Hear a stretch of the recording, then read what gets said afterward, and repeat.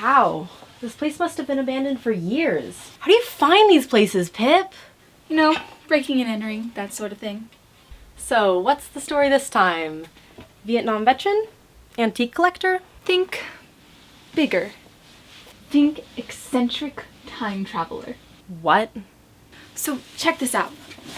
I found this picture in the house all over. Using reverse image search, loads of pictures from all over history started popping up.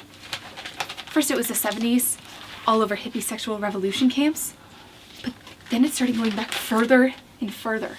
On the field in Vietnam, in Hooverville, in Normandy Beach, the Oregon Trail, the Gold Rush, and even the freaking Revolution.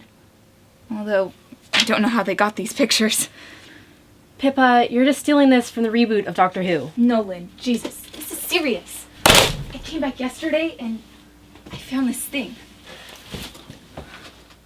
Okay, you are high off your ass and we're breaking about 15 laws because of it.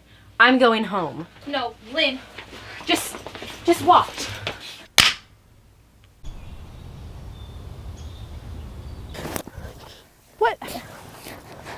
What the hell, Pippa? What did you do? I brought you to one of the most integral moments of the Civil War, the Battle of Gettysburg. This was one of the deadliest battles on American soil.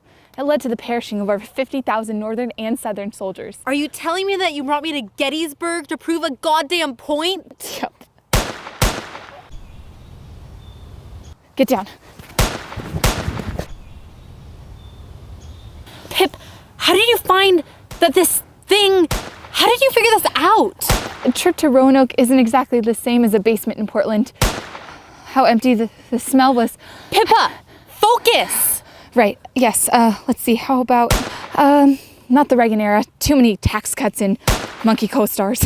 Pippa? None of Jackson's White House parties, too many Democratic Republicans and not enough social intelligence. Pippa, I don't care where we're going, but we need to get there now. Got it.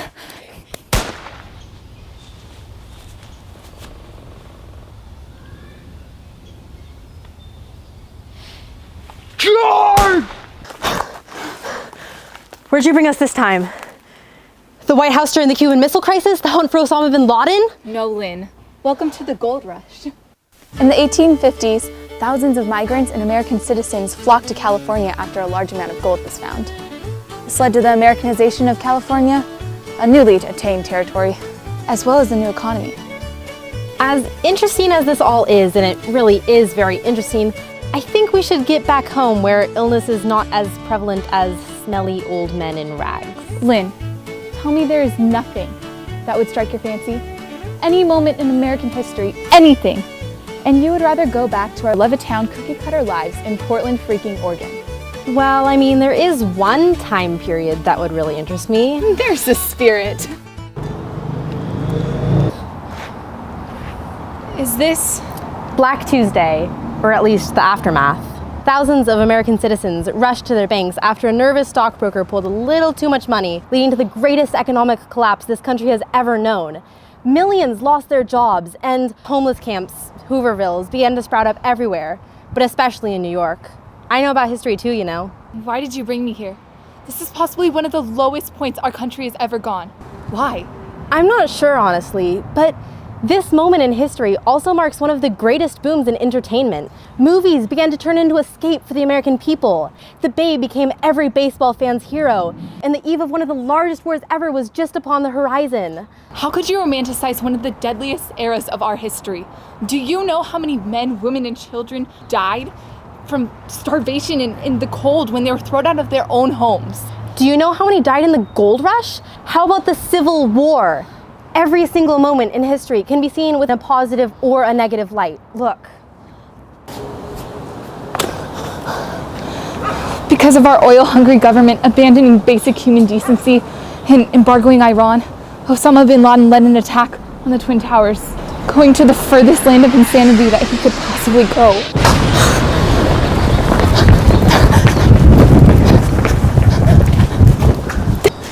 Our country didn't deserve this. The women, men, and children who died in that attack, the women, men, and children who were at home eating breakfast, whose families were in those buildings, they didn't get the happy ending.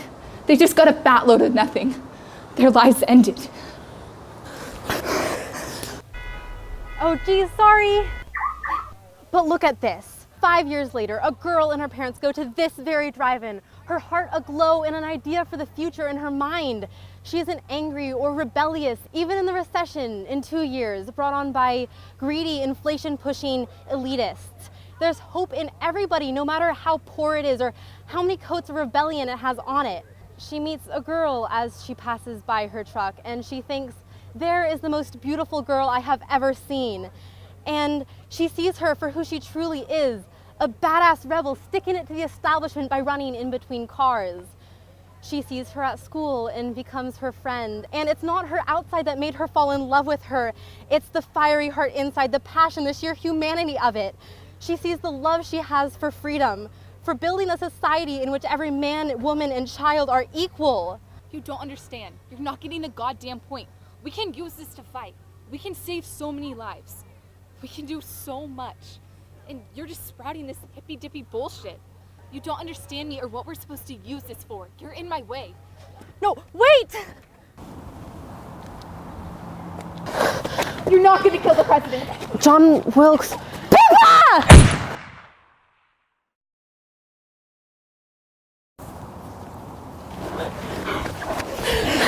Pippa! Pimp!